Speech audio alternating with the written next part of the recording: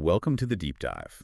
Today we're tackling a really critical issue, one with huge geopolitical and environmental weight, the Indus River Basin. Absolutely. It's this vital water source supporting millions across India, Pakistan, China, Afghanistan. And, recent science is throwing up some, well, pretty dramatic findings about climate change impacts there. Findings we really need to unpack. That's the core of it. What's emerging is that climate change isn't hitting the whole basin the same way.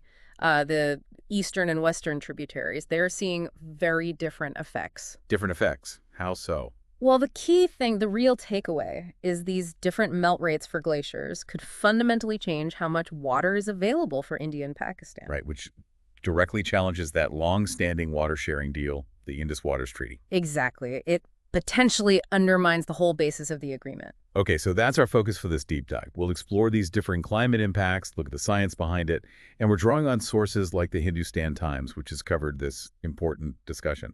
And we'll consider what it all means for water security, for regional stability.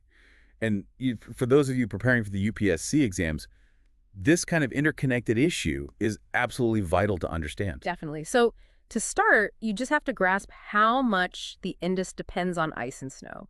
We're talking 50, maybe 60% of its water comes from glacial and snowmelt. Wow, 50 to 60%. So it's incredibly sensitive to temperature changes. Hugely sensitive, yeah. Okay, let's look closer at this east-west difference you mentioned. The research seems to show a basic difference in the water stored in the glaciers feeding different parts. That's right. If you look at the western rivers, the Indus itself, the Kabul, Hilum, Chenab, they're fed by glaciers holding, well, much larger reserves of stored water. Larger reserves in the west. But then the eastern rivers, the Beas, Ravi, Sutlej, the ones India uses, they rely on glaciers with significantly less water stored up. Okay, less stored water in the east. But here's the twist where it gets really interesting. The speed of the melting isn't the same everywhere. Ah, right. And the key finding is that the melt is actually happening faster in the western Himalayas, the ones feeding India's eastern rivers. Precisely. Faster melt there compared to the upper Indus Basin, which feeds Pakistan's western rivers. So what does that mean in practical terms? Faster melt for India's rivers. It could mean, higher river flows for a period, an earlier peak, but then potentially a faster decline in water availability down the line. While Pakistan's rivers might see their peak flows much later. Potentially, yes. That's what the projections suggest.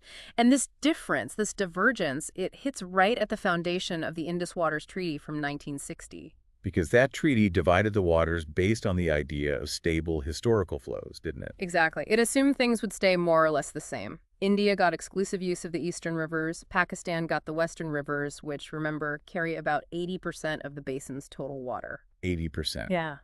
And that treaty is such a cornerstone, a major case study in international water law, something many of our listeners, especially UPSC aspirants, will know well. So if the flows aren't stable anymore, if the projections show these big changes, the whole assumption breaks down. It really does. Which makes sense why it's getting more attention now, What? especially with India recently putting the treaty in abeyance after that attack in Kashmir. That adds a whole other layer, doesn't it? A huge geopolitical layer on top of the environmental crisis. Yeah. Absolutely. And the science backing up these changing dynamics, it's getting stronger. Okay, tell us about that. There was a key study in 2023. Yes, in the journal Current Science, titled Differential Loss of Glacier Stored Water in the Indus River Basin. Really important work by researchers from BITS Pilani, IISc Bangalore, ISRO. Top institutions. And they use models to look at the stored water and the ice loss. Exactly. They assessed how much water is locked up and how fast it's disappearing, and their analysis showed, well, significant spatial variability, big differences depending on where you look in the basin. Right, and their conclusion was pretty stark. Very. They basically said, and I'm paraphrasing slightly, except for the upper Indus Basin, all the other sub-basins show substantial glacier mass loss, which can affect future water availability. Wow. Yeah. And based on that, they explicitly suggested that, maybe the water sharing practices need another look. A direct call to reconsider things based on the science. That's significant. You also mentioned the Karakoram anomaly. What's that about? Ah, yes. So amidst this general picture of melting, there's this fascinating exception. The upper Indus Basin, mainly in the Karakoram Mountains, largely feeding Pakistan's share of the rivers, it shows surprising stability. Stability, so those glaciers aren't shrinking like others. Not at the same rate, no. It's a known phenomenon, the Karakoram anomaly. They seem more resilient, at least for now, compared to glaciers in the Himalayas or elsewhere globally. Okay, so while glaciers feeding India's rivers are melting faster. The ones feeding Pakistan's main rivers, especially in the upper reaches, are holding relatively steady.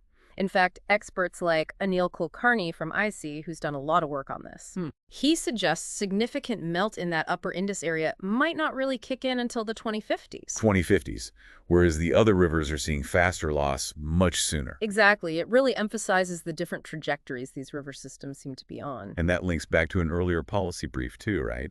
From ISK Devecha Center from 2019. It does, yeah. That brief predicted that the flow for the eastern river, India's rivers, is likely to peak quite early, maybe around 2030. 2030, that's soon. Very soon. Yeah. Because of what's called high negative glacier mass balance, basically, losing ice much faster than gaining it. Okay.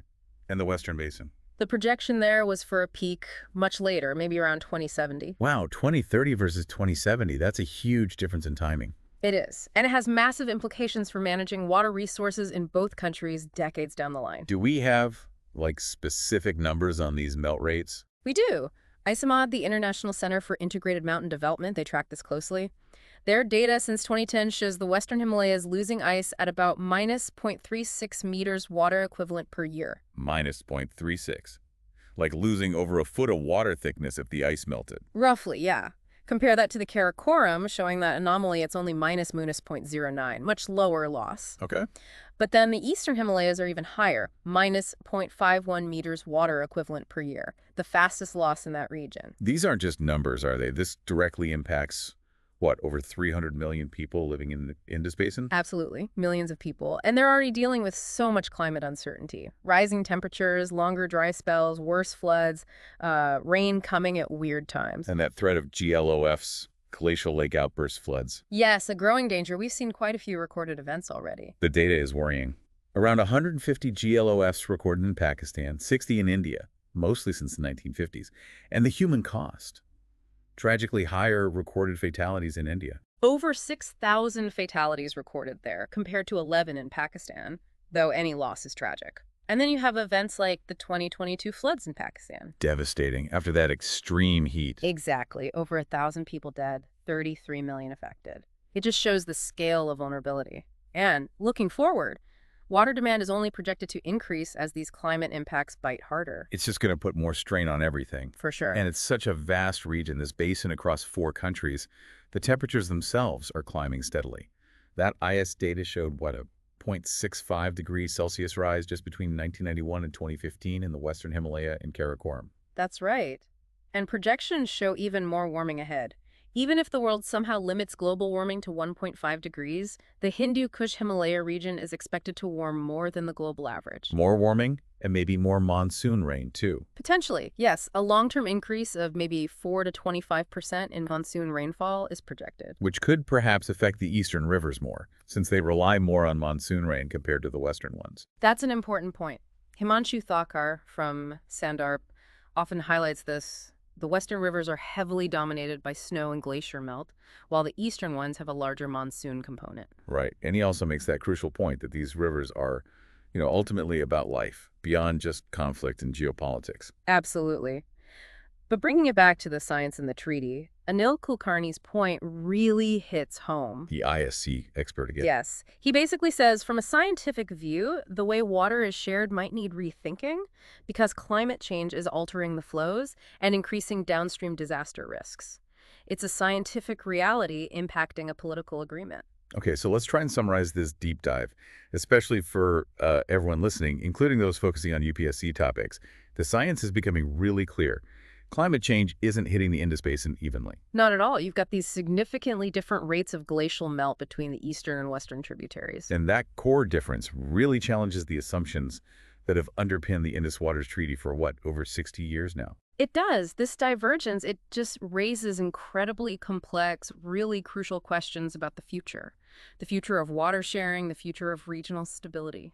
The science strongly suggests we might need to Well, revisit those existing agreements to account for these climate-driven changes in water availability. It's certainly a strong argument coming from the scientific community. Right.